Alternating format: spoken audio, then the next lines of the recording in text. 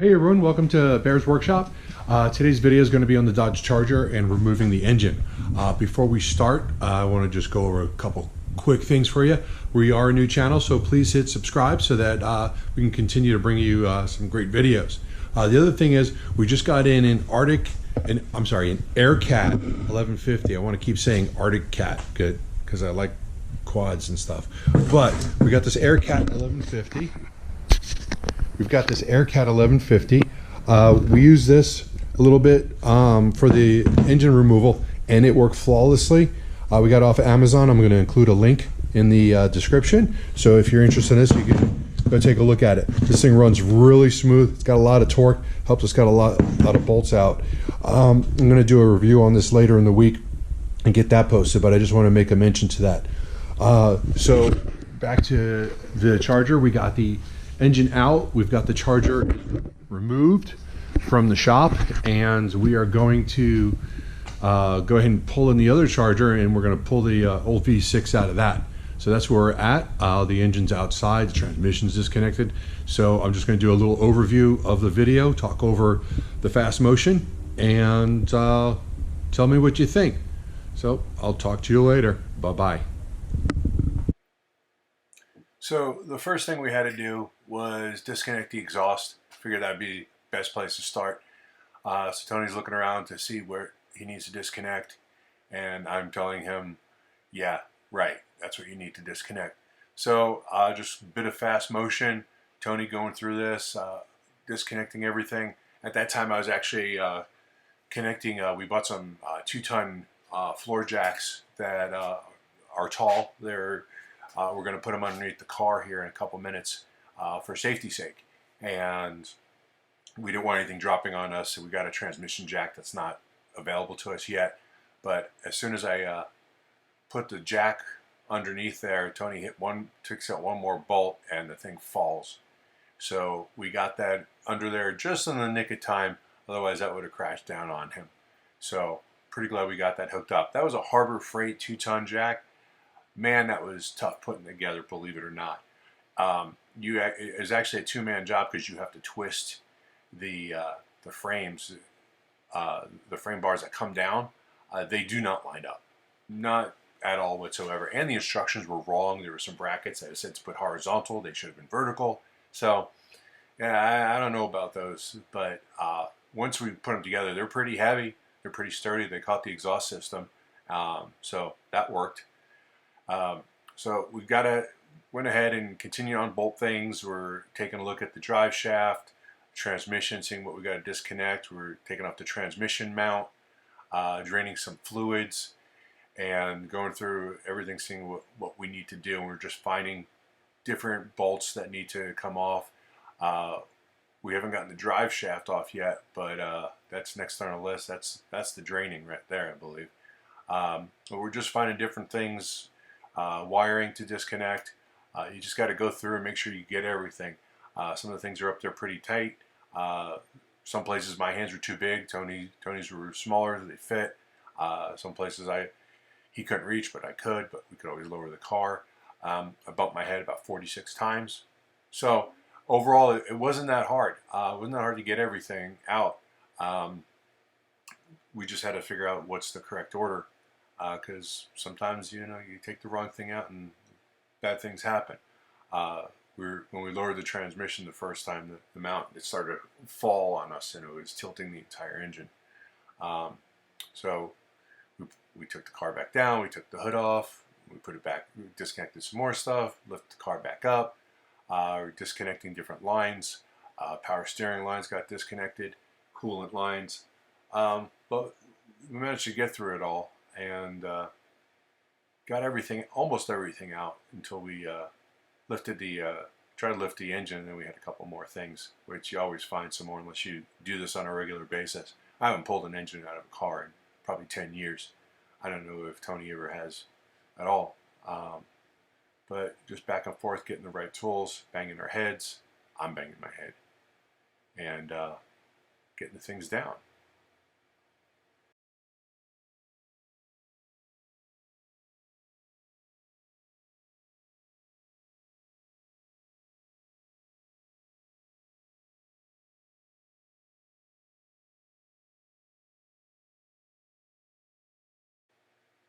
At this point, it looks like we got a little bit of a smudge on the camera. I was disconnecting the motor mounts. There's 2 bolts that go into the back of the motor mount. I was trying to get those, and then I realized that there's 4 that go right into the engine block. And I said, hey, let me get those off. And then I realized that there's 2 that go straight down into the frame. And that was the best way to do it, because all I had to do was take those 2 off and the engine was released. So back under here working on the transmission cable, getting that off to get the drive shaft off. The drive shaft has got 3 bolts on the front, 3 bolts on the back.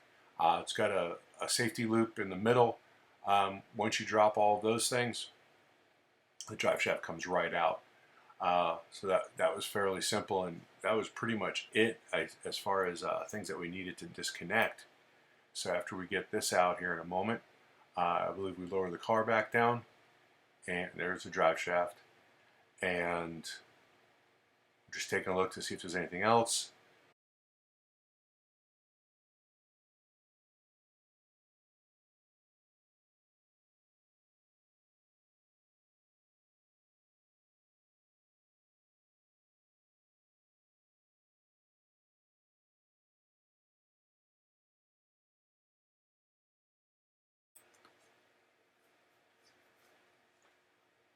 So right here we have the it's the transmission shifter cable was wedged in between the car body and the transmission. So we're trying to move it over just to get that cable out, because you can't pull the engine and the transmission out together if you've got the cable still attached to it. The only reason we took the engine and the transmission out together is because the transmission jack wasn't available to us yet. So we decided that we're going to take it out as one piece. We would have preferred to take the transmission, lower that first. That would have been a lot easier. Tony's pulling off the cooling lines that were in the back of the motor, which he was successful in doing, standing it on there. I didn't know he did that. So now we're just getting ready to hook this up. We spent a little bit of time trying to figure out where we're going to put our chains to.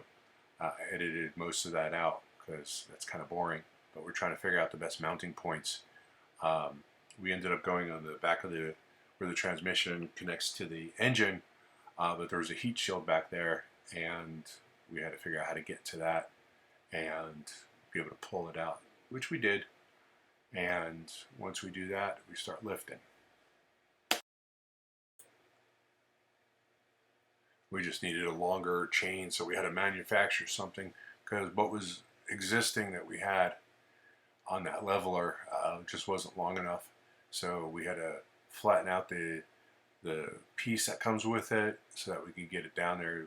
Not a lot of room for putting a bolt on, but once we got it done, it stayed. It did not fall off, so no big surprise coming up on that.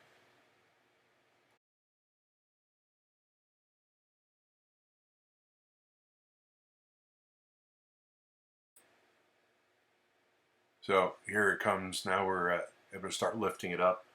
It was fortunate that the front end was so loose. The radiator support and the 2 radiators that we left in there. The radiators weren't in the way, but the support eventually was, and we kind of just pulled that off as we were going.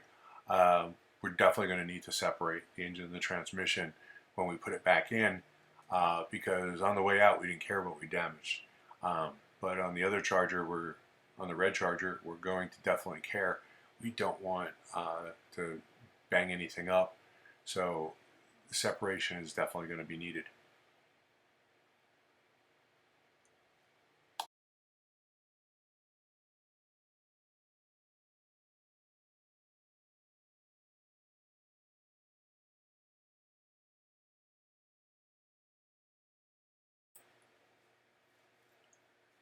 So right now we're kind of just cranking and going, and we run into a spot in the front right fender well.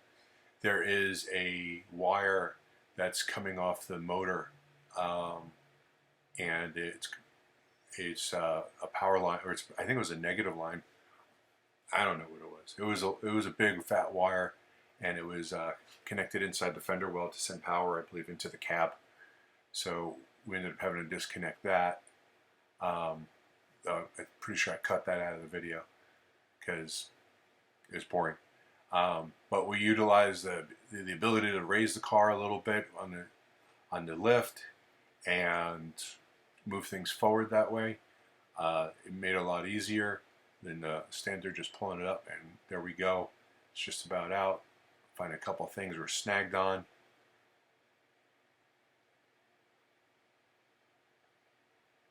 So we're done. We've got it out.